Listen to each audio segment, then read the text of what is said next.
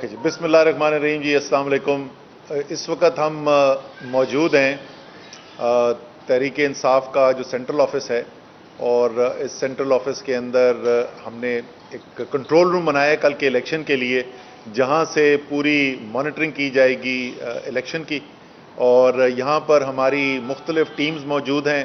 یہاں پر ہماری lawyers wing کی ٹیم جو ہے، آئی ایل ایف کی ٹیم موجود ہے، ہمارے اسٹوڈنٹس کی آئی ایس ایف کی ٹیم موجود ہے، یوتھ ہیں، ویمن ہیں، اور اس کے علاوہ کانسٹیٹوئنسی کوآرڈینیٹر جو ہیں ان کے ساتھ بھی ہم کنیکٹڈ ہیں۔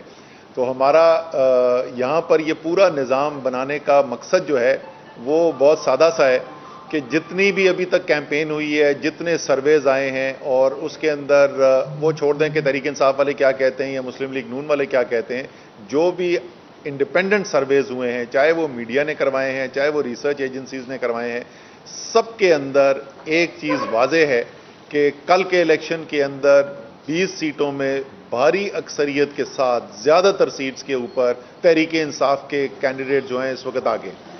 اس کا نتیجہ یہ نکلا ہوا ہے کہ دوسری طرف پھیلی ہوئی ہے ایک بوکھلاہٹ، اور تو حکومتی مشینری جو ہے وہ پہلے ذرا چھپ چھپ کے کام ہو رہا تھا، اب تو وہ بالکل ہی کھل کے جو ہے وہ سامنے آ گئے ہیں، اور اس وقت ہر طریقے سے الیکشن کے اوپر اثر انداز ہونے کی کوشش کی جا رہی ہے۔ انوالوڈ ہے، انتظامیہ بھی انوالوڈ ہے، لیکن یہ تو تھے ہی تھے۔ وہ جو کر رہے ہیں وہ اس وقت سپریم کورٹ کی واضح ہدایات کی، جولائی 1 کے آرڈر کی خلاف ورزی بھی ہو رہی ہے۔ تو صرف قوانین کی، الیکشن قوانین کی خلاف ورزی نہیں ہو رہی، الیکشن قوانین کی خلاف ورزی کے ساتھ ساتھ اس وقت جو ہے وہ سپریم کورٹ کے آرڈر کی بھی اس وقت کنٹیمپٹ ہو رہی ہے۔ یہ تمام افسران جو یہ کام کرتے پھر رہے ہیں، اور کل جو ہے ہم نے تفصیل سے ان کے نام بھی بتائے تھے یا ان کے عہدے بتائے تھے کہ کون کون ہے۔ اس کے ساتھ ساتھ اب الیکشن کمیشن کو دیکھیں، یہ تمام چیزیں سامنے ہو رہی ہیں، اور الیکشن کمیشن سے ہمیں کوئی ایکشن نہیں نظر آیا۔ اس وقت صورتحال جو ہے وہ 20 الیکشن ہونے جا رہے ہیں، اس 20 الیکشن سے یہ طے ہونے جا رہا ہے کہ آگے وزیر اعلیٰ کون بنے گا پنجاب کا۔ پنجاب کی حکومت اگر بدلتی ہے تو کیا یہ نظام چل بھی سکے گا اس کے بعد کہ نہیں چل سکے گا، یہ سب ہے۔ اور الیکشن کمیشن کی طرف سے ہمیں تو ایک آرڈر نہیں آج تک نظر آیا۔ کل ہیئرنگ ہوئی الیکشن کمیشن کے اندر، بڑی انہوں نے تفصیل سے بات، انہوں نے کہا جی بالکل تو مسئلہ ہی کوئی نہیں، اچھا یہ مسئلہ یہ تو ہے، یہ تو قانون میں یہ لکھا ہوا ہے، یہ تو بالکل واضح ہے۔ شام کو آرڈر کرتے ہیں اور اس کے اندر اس سے کمپلیٹ الٹ بات جا کے لکھ دیتے ہیں اپنے آرڈر کے اندر۔ وہ ابھی ریٹ پٹیشن ہماری فائل ہوئی ہے لاہور ہائی کورٹ کے اندر، لیکن ہمارا یہ کل جو تھا، میرے خیال میں کہ پاکستان میں اگر کسی کے ذہن کے اندر کوئی شک و شبہ بچ گیا تھا کہ یہ الیکشن کمیشن جو ہے یہ غیر جانبدار ریاستی ادارہ نہیں ہے، یہ ایک سیاست میں فریق بن چکا ہے یہ الیکشن کمیشن، وہ کل میرے خیال میں جو کسی کے دماغ میں کوئی شک تھا نا، وہ کل یہ شک جو ہے وہ ختم ہو گیا ہے، اور بڑے کھل کے الیکشن کمیشن نے اپنا کردار جو ہے وہ واضح کر دیا ہے۔ لیکن اس کے باوجود انشاءاللہ تعالی، جیسے آج میں نے صبح ٹویٹ بھی کیا تھا، ایک طرف تقریباً تمام پاکستان کی سیاسی پارٹیاں کھڑی ہوئی ہیں، پاکستان کے مین سٹریم میڈیا کا بہت بڑا حصہ وہاں پر ہے، یہاں پر تمام حکومتی مشینری ایک طرف ہے، عالمی طاقتوں کی سپورٹ اس سارے نظام کے پیچھے اس وقت موجود ہے، اور دوسری طرف عمران خان ہے، تحریک انصاف کے لیڈرز، ورکرز ہیں، اور پاکستان کی عوام ہے۔ اور یہ میچ جو ہے انشاءاللہ تعالی یہ پاکستان کی عوام نے جیتنا ہے، اور اس کی تیاری کے لیے یہ کنٹرول روم بنایا گیا ہے۔ ہر پولنگ سٹیشن سے جو خبر آ رہی ہوگی، وہاں پوری ہماری ٹیم نیچے پولنگ سٹیشن لیول تک بن چکی ہیں، یہی ٹیمیں وہاں پر بھی موجود ہوں گی، ان کے کنیکشن جو ہیں وہ واپس سینٹرل ٹیم کے ساتھ ہیں، سینٹرل ٹیم جو ہے وہ میڈیا کے ساتھ بھی کنیکٹڈ ہے، اور ظاہر ہے یہاں پہ لائرز وغیرہ بھی ہوں گے، کوئی اگر فوری طور پر گراؤنڈ پہ بھی ہوں گے اور یہاں پر بھی ہوں گے۔ انشاءاللہ تعالی بھرپور طریقے سے جو بھی ہمیں آگے خدشہ نظر آ رہا ہے اس کو ایکسپوز کرنے کے لیے تیار ہیں۔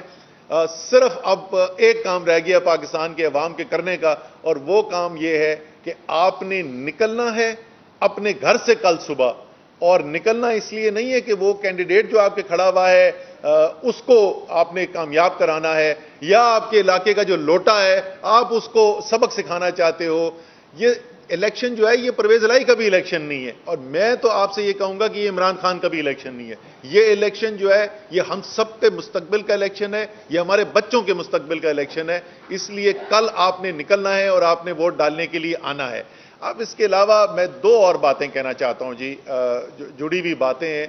ایک جو الیکشن یہ انہوں نے حکومت نے کل فیصلہ کیا کہ علی امین گنڈا پور جو ہیں وہ پنجاب نہیں جا سکتے. یہ کوشش کیا کر رہے ہیں؟ یہ پاکستان کو تقسیم کرانے کی کوشش کر رہے ہیں. آپ یہ کہہ رہے ہیں، پہلے انہوں نے یہاں پہ برہان میں کنٹینر لگا لگا کے، یہ عمر ایوب خان بیٹھے ہوئے جو اس دن ان کے اوپر ڈنڈے برسائے گئے، وہ یہ کہہ رہے ہیں کہ یہاں پر خیبر پختونخوا سے آپ پاکستان کے اندر جو ہے وہ سفر نہیں کر سکتے.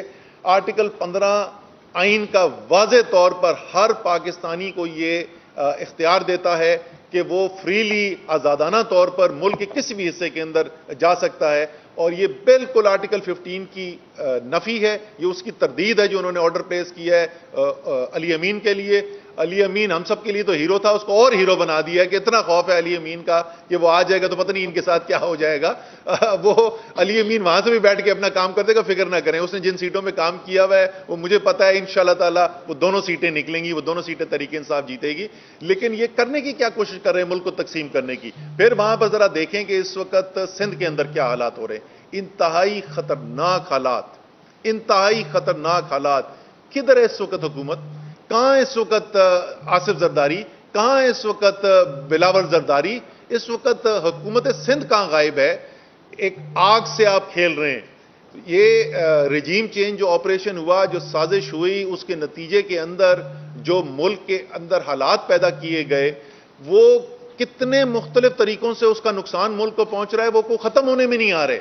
پہلے تو آپ نے دیکھا کہ معیشت کا جس طریقے سے پھٹا بیٹھا، اس کے بعد جو ہے آپ کی مہنگائی کا طوفان کس طریقے سے آیا، پھر صحافیوں کے اوپر جس طریقے سے حملہ کیا گیا. اب آپ دیکھیں کہ ملک کے اندر جس طریقے سے کشیدگی پھیل رہی ہے، اور کوئی لگتا ہے کہ کوئی کنٹرول میں نہیں ہے، کوئی اس کا جواب دہی نہیں ہے، کوئی اس کے لیے رسپانسبلٹی نہیں لینے کے لیے تیار. اسی لیے ہم کہتے ہیں کہ ملک کو، خاص طور پہ جمہوری نظام کے اندر ملک کو اکٹھا رکھنے کے لیے، سب لوگوں کو باہمی طور پر اعتماد دلانے کے لیے یہ ضروری ہے کہ ایسی لیڈرشپ ہو جو پوری قوم کی ترجمانی کرے، جس کو پتا ہو کہ میں قوم کے ووٹ لے کے آیا ہوں اور میں جواب دے ہوں قوم کے اندر. کوئی سوچ نہیں سکتا تھا کہ عمران خان کے ہوتے ہوئے ایسے حالات پیدا ہو جائیں اور وہ خاموشی سے دیکھتے رہیں اور کچھ پتہ ہی نہ چلے کہ ہو کیا رہا ہے ملک کے اندر. تو یہ جو انتہائی خطرناک صورتحال سندھ کے اندر جو ایتھنک بنیاد کے اوپر ایک کشیدگی پھیلانے کی کوشش کی جا رہی ہے، مجھے تو کوئی شک نہیں ہے کہ یہ سازش ہو رہی ہے، یہ جان کے سازش کی جا رہی ہے کہ کسی نہ کسی طریقے سے یہاں پر حالات اتنے خراب کیے جائیں کہ اس کے بعد کوئی بہانہ نکال کر فرار حاصل کی جائے. جیسے میں نے کہا، یہ جمہوری عمل اگر چلتا رہے گا، کل کا الیکشن فری اینڈ فیئر ہو گیا اور آگے جمہوری عمل چلتا رہا، تو سب کو پتا ہے کہ یہ اب بہت زیادہ دیر کی بات نہیں رہ گئی ہے. عمران خان نے واپس وزیر اعظم ہونا ہے، اس دفعہ 2/3 اکثریت سے ہونا ہے، پاکستان کی عوام کی طاقت کی بنیاد پہ ہونا ہے، اور ایک اور بھی زیادہ طاقتور عمران خان، ایک اور بھی زیادہ پاکستان کی عوام طاقتور بن کے اس سے ابھرنے والی ہے. مجھے تو لگتا ہے یہ ساری سازش جو کی جا رہی ہے، سندھی پٹھان کے جھگڑے کروائے جا رہے ہیں، یہ ساری اس سازش کا حصہ ہے کہ کسی نہ کسی طریقے سے اس پورے عمل کو روکا جا سکے. تو ہوش کے ناخن لیں، اس قوم کی مستقبل کے ساتھ کھیلنا بند کر دیں. آپ کا وقت جو ہے وہ ختم ہو چکا ہے. اب اپنے راستہ اختیار کریں اور پاکستان کے عوام کو اپنے فیصلے کریں.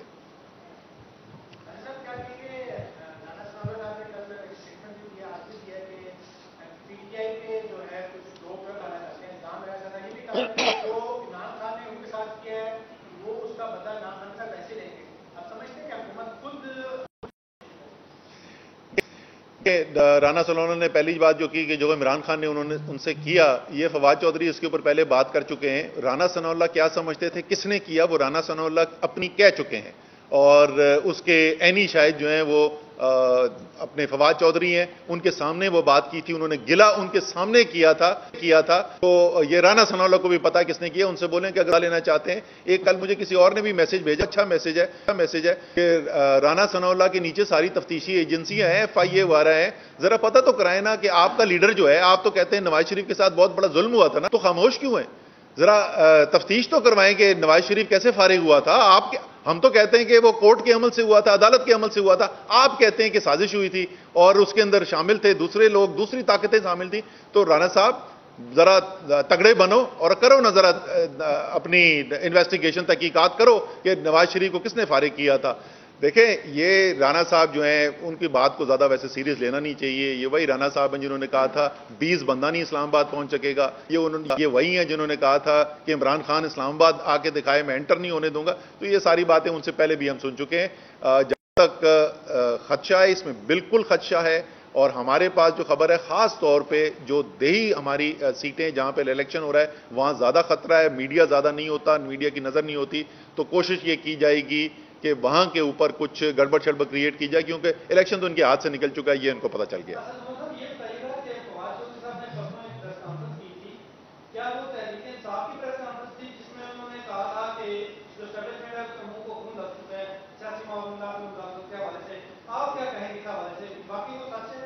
اچھا, میں نے اس کی فواد چودھری کی پریس کانفرنس تو نہیں دیکھی تھی, مجھے نہیں پتا کہ آپ جو الفاظ کہہ رہے ہیں کہ انہوں نے کہے یا نہیں کہے. لیکن یہ تو پاکستان کی تاریخ کا حصہ ہے کہ اسٹیبلشمنٹ پاکستان کی سیاست کے اندر ملوث رہی ہے. یہ کوئی بریکنگ نیوز تو نہیں کہ فواد چودھری نے دی, یہ تو تاریخ کا حصہ ہے.